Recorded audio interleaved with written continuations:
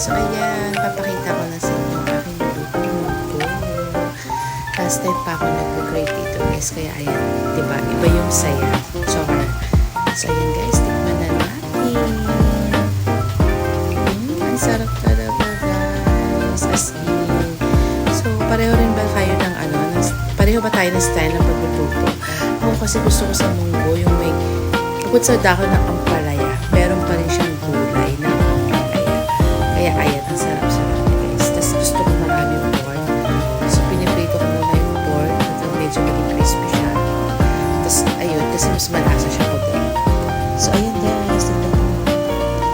Hindi talaga ako nag-enjoy sa pagluluto, guys, kapag walang dahon. So, ayan.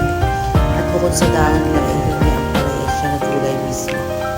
Tapos, nilagyan ko rin siya ng chicharon, guys. So, ayan, wala lang. Na-share ko lang. Baka gusto nyo lang din magluto at nagkikita kayo. Go nyo na yan.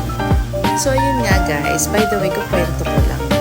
Last time, chinat ko yung friend ko, si Tracy. Sabi ko, Ste, anong paulam mo today?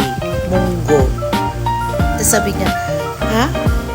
Ano pinagsasasabi mong munggo? Monday pa lang ngayon, kapatid.